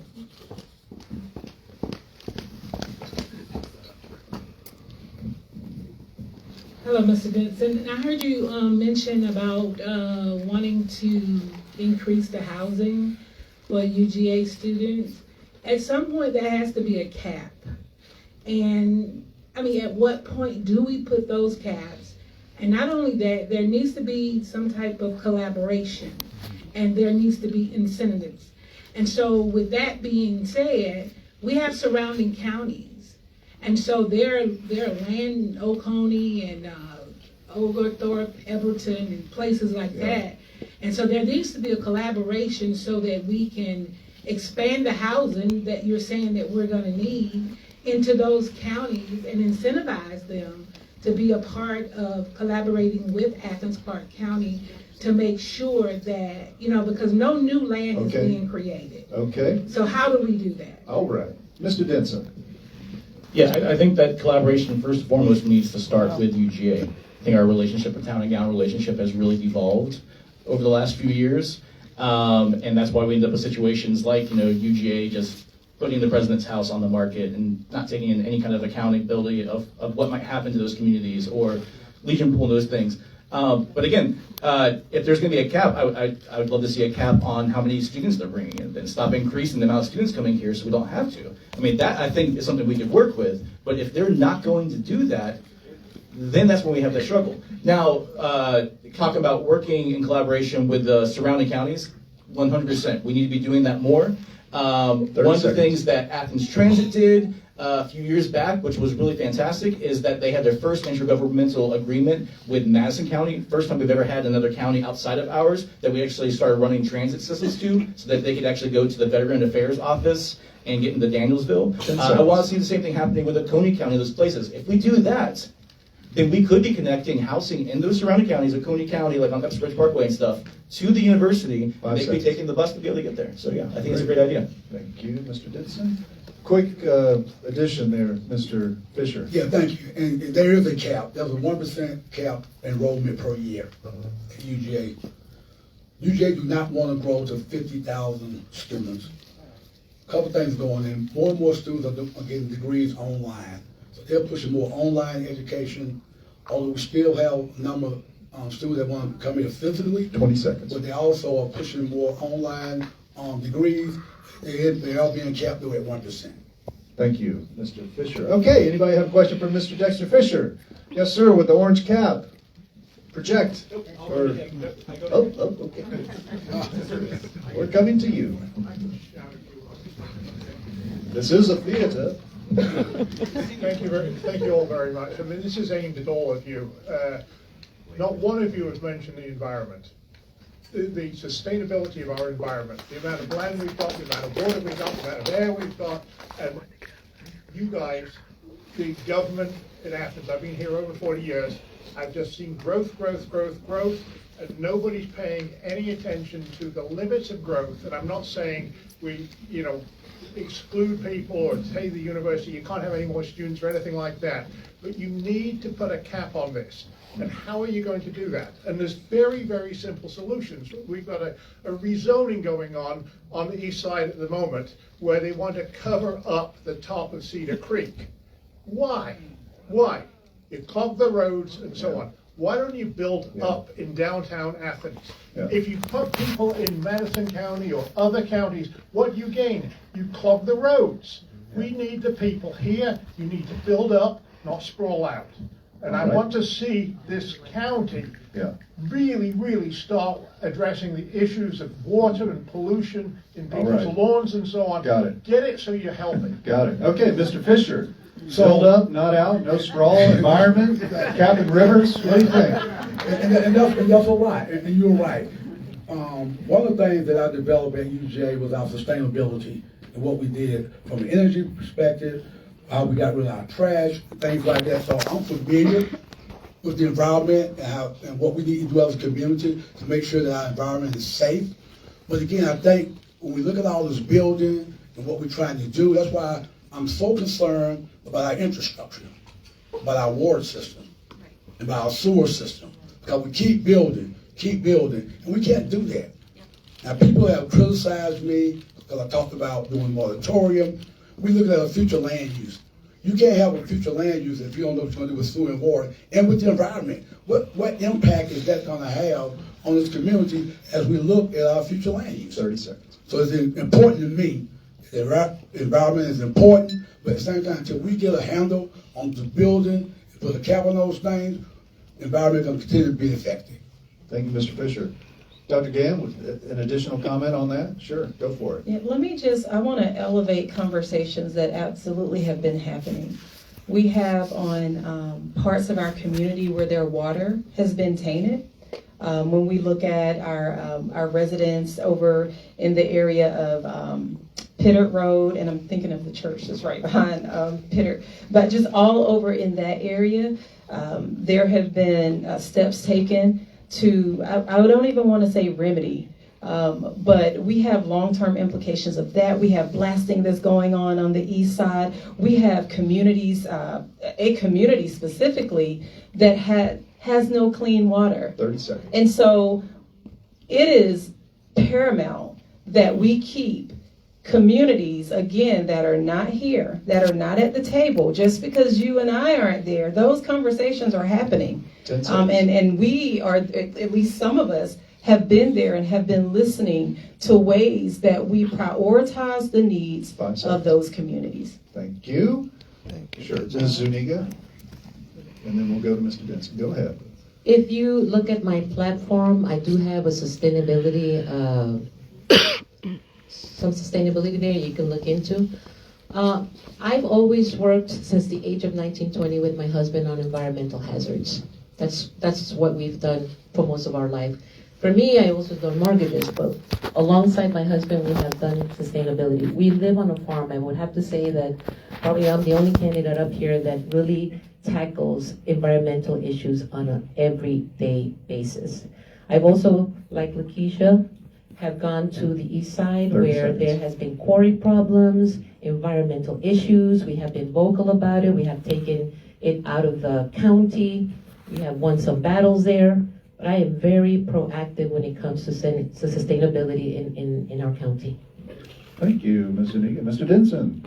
Yeah, just quickly, I very proudly was one of the commissioners that voted for the 100% Athens whenever I was on the commission. And if elected as mayor, even though we're facing potential budget threats because of the federal government pulling back funding, and also this is one of the things that we use some of those ARPA dollars for, that I definitely would still prioritize that so we can follow through that 100% Athens plan to get 100% renewable energy here for Athens Clark County. Same thing on the Clark County School District.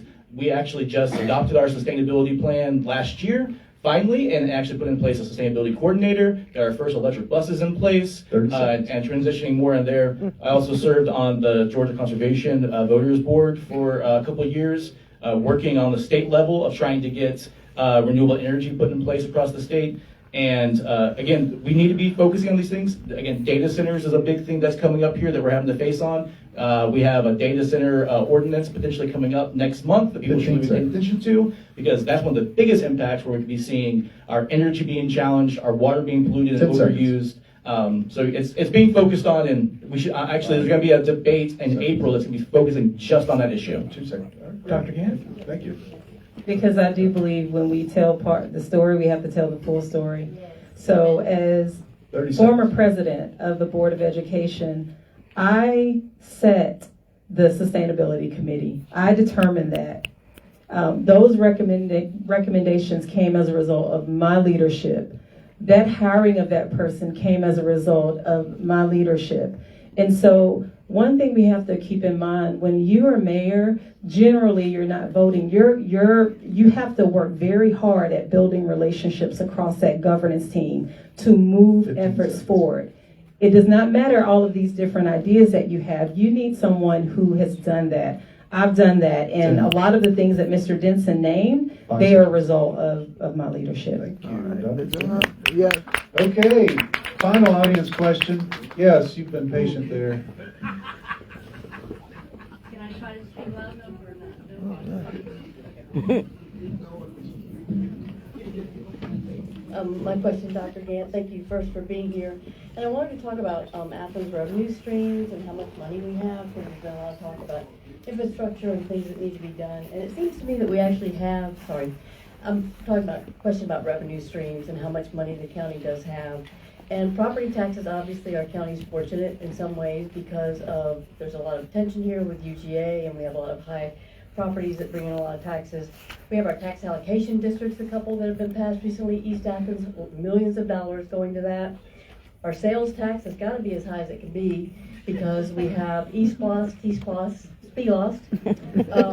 and then we had a lot of grant funds from around early in the 2020s. Yes. So my question is, are we spending where we need to be spending, and how can we improve our project management? Because it seems like some of these projects take forever. As a citizen, it's impossible to track these SPLOST projects and when they're going to be done, if they're going to be done.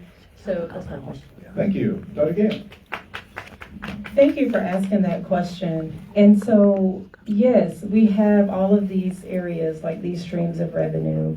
And one thing that happens on governance teams and in politics is that solutions get caught up in politics. And if you don't have a governance team that is strong enough, and you have a core that is strong enough to move forward with the solutions, right then it gets caught up. I mean, government is already slow anyway. 30 seconds. And so you add new people coming on. You add people who maybe cater to people that have power. You add catering to people who have been in your immediate circle. You add performative politics to that. And before you know it, the things that were solutions they are no longer solutions. And I can give examples of that, right? We can talk about the TAD at the mall. We can also talk about the funding that was reallocated in the current commission from youth development. I think it may have went to workforce development. 8 seconds. We need a governance team that is focused, that is not so engaged in politics that they forget the needs of the people, that can carry the solutions forward. Thank you. Yes. Mr. Fisher, you have a quick addition? Yeah, I want to add to what you talked about with our 20 Splash seconds. project, T-Splash. And I've talked about this. The way we do our Splash project and T-Splash is terrible. When I worked for the school district, and Dr. Gatt will tell you, we built 3 schools, a field house, and a track, under budget, on time. And the way we did it though, because we bonded these Splash projects to make sure that they came in on time and under budget. So what we do here in Athens, Clarke County, we try to collect the taxes first, and as inflation continues to go up, the price have gone up, then you can't build nothing. Like the Tradition Center, it was a $70 million project initially. Now it's $180 million. It doesn't make sense of how we do those things. As mayor, I would change the process, how we do that, and get those projects out of there, because I've done it before. All right, thank you. We had a bonus question from. Oh, I thought you'd be thankful. I don't know. I mean, okay, all right. Can't please everybody. Go ahead. Right. I've been attending to listening. Mr. Benny, I love him. Low income people is not included in this. Now the question is for either one of you to answer this question. Louder. All right. Okay, I've been very attentive We listening heard to you. you. Okay. Yeah, we I heard have a question for either one of you.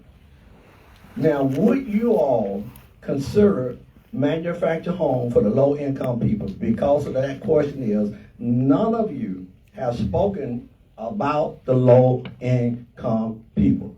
Great question. We've talked a lot about housing, so here's another specific policy proposal from this gentleman. Manufactured housing, yay or nay? Take them in turn. Go ahead, Ms. Zuniga, just so we can be consistent. All right. Yes, definitely. Again, we need to have a diversity of housing types. Desperately need to. Manufactured homes have actually come a really long way over the last 10 years. The technology's gotten amazing. A lot of different things, even the kind of where they do part manufacture, but then part of it poured concrete. It's like a little bit of tandem thing. We've seen those be done by Habitat. I think we definitely need exploring those and removing some of that unnecessary red tape that is in our planning department. And honestly, if we go really look at it, a lot of these things go back to redlining. I mean, they were straight up racist and classist. They didn't want to have affordable housing in certain places, so it was not allowed intentionally. So we desperately need to be able to do that, allow tiny houses that are also manufactured. We need to have that diversity and that missing middle. That's one way for us to do it, so I support it. Thank you, Mr. Denson. Let's just go down the line. Mr. Fisher?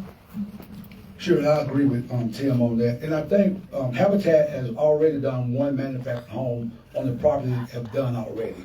So that's going to be their model moving forward, doing manufactured homes for those individuals that are trying to get homes. I think that's a great idea. And again, I think we have to look at where we're putting those homes at. Because again, we always get pushback. We want to put homes that are different than what that community may look like. So we need to be smart about where we're going to put those manufactured homes. I'm glad that Habitat took on that initiative, start using manufactured homes for their building. Who's to say that with the Athens Housing Authority, with the 11 lots that they got left, they may do the same thing. But again, those opportunities are there. They're starting to happen in this community. I think it's a great start with what Habitat has done. Thank you, Mr. Fisher. Dr. Gann? Yes, I would like to say it is very important that we consider our lower income, fixed income, all of our vulnerable, what I would consider vulnerable populations. I want to note here as well, we have talked about the experience that's on the podium tonight. There are opportunities on Tuesdays when action is taken for this information and these actions to be brought forth before the commission. When we talk about how we've done things before in the past, that it was redlining and I think classist and racist, I think was the word used. We have to stop otherizing. We can't say, okay, well, that was classist and that was racist. Well, no, we have not done anything to prevent it. And we've been in the positions to be able to bring this mobile community, modular home community to our agenda. But we have not done that. So what I'm asking you to do, you have to listen very carefully to what people say they are going to do when they've had time to do it. 5, 2, 1. Okay. Ms. Zuniga, manufactured homes, yay or nay? So I wanted to be the last one because the gentleman that spoke up actually came up with a solution. Benny Coleman came up with a solution for 100 manufactured homes that were affordable. He met with people. We talked with people. He sent his plans to the commissioners, all of them. He met with engineers in the county that have been developing properties. We went out to see locations where we could put them. Mr. Payne back there, who's in construction, put his time to go look for properties. There's nothing that we did not do, that he did not do. He brought people from different areas of the community, and zero. There was no effort. That's why I left it last, to let you know that there are people out there trying to do the work. Not just one single person. A lot of people supported Mr. Benny Coleman from the community, but zero feedback from our local government. Zero help. All right. So I know everybody just can't believe it, but it's time for closing statements. Thank you, audience. Yeah.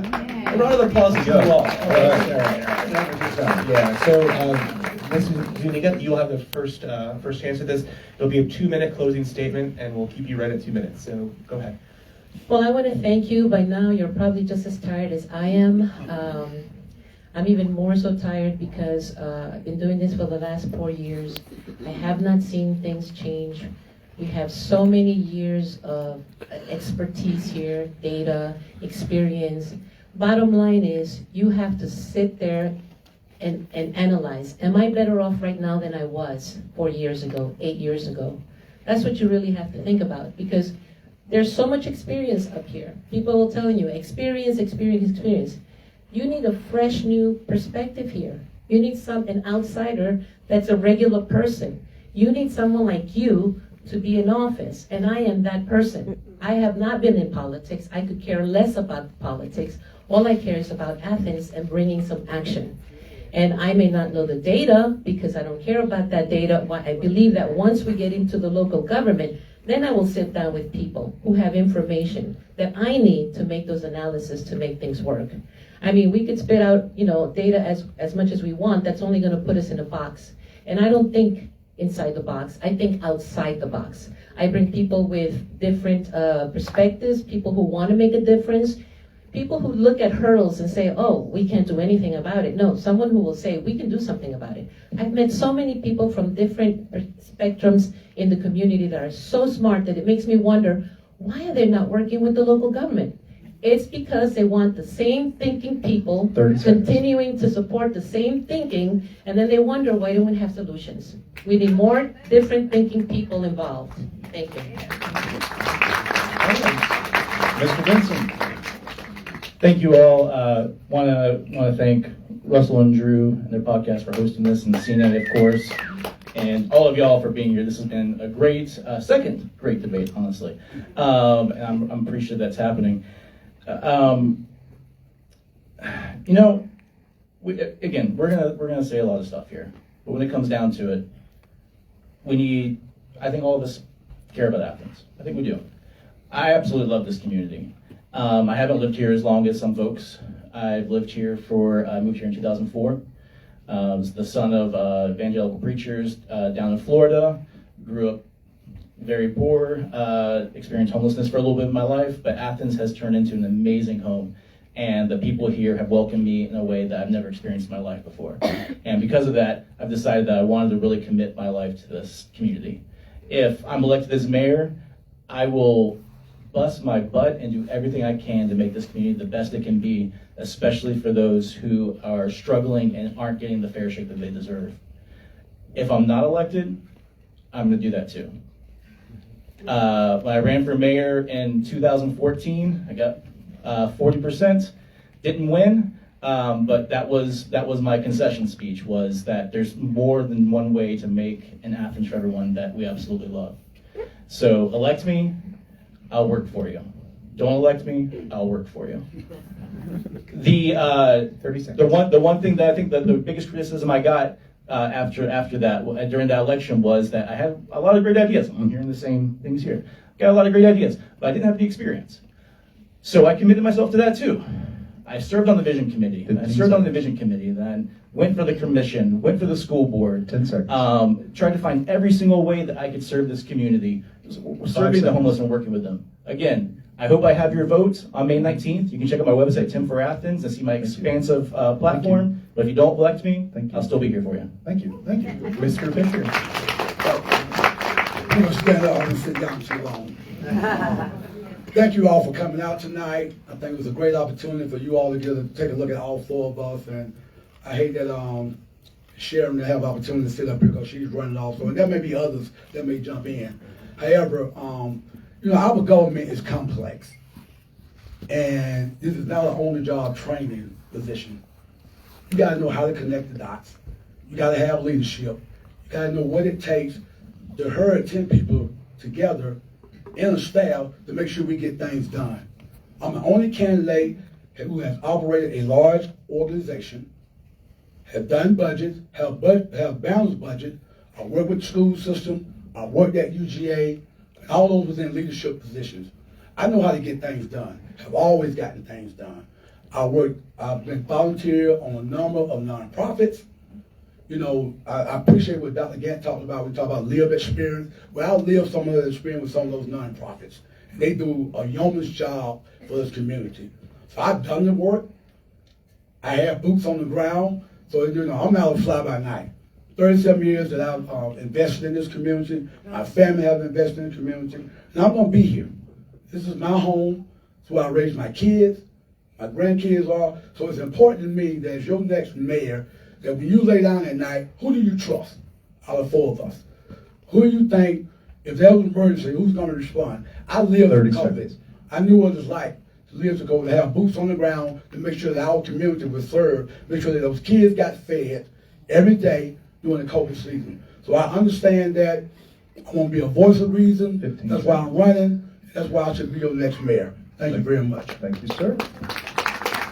Okay, Dr. Gant. All right, forgive me if I'm repeating something, but You get the last word. Yes, okay. All right. So, Even though you didn't win rock, paper, scissors. I know. All right.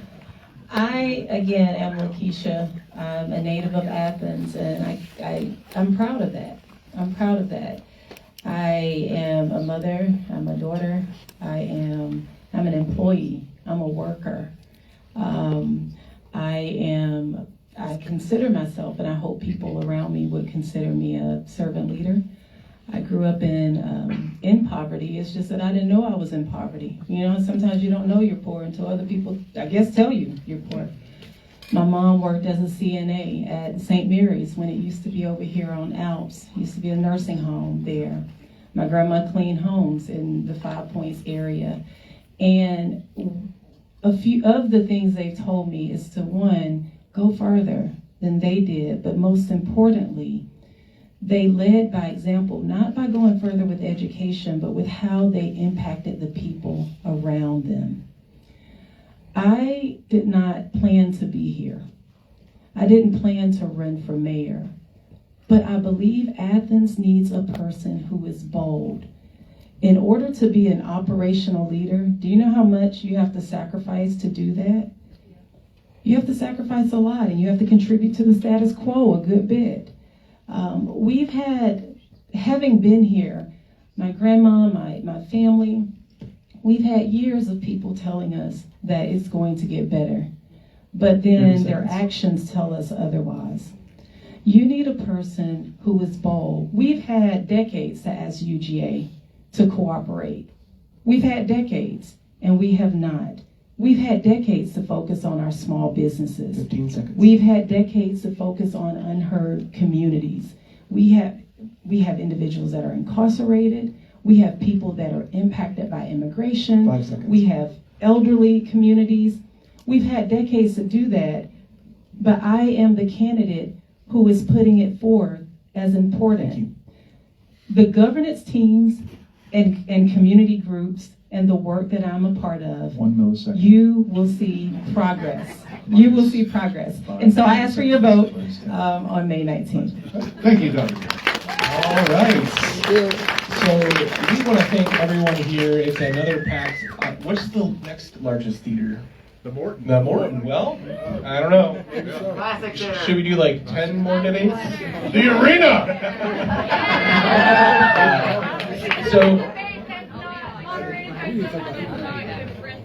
Okay, so thank you all for being here, and this is actually a recorded episode that will be on our podcast App Chat, where you can find it on Spotify and Apple Podcasts. Russell, do you want to take us home? Yep, so this is a wonderful theater, Athens Cine. They graciously allowed us to do this program here. I would be remiss if I don't mention that my wife is moderating a event tomorrow evening. I know there's a South American football game, but anyway, come back here tomorrow night for a local Athens film, Withdrawal, at 5:30 p.m. and Aries is going to be managing the Q&A. So support Cine. Let's go out and hang out at the bar and mill around, and we can talk more. Thanks, everybody.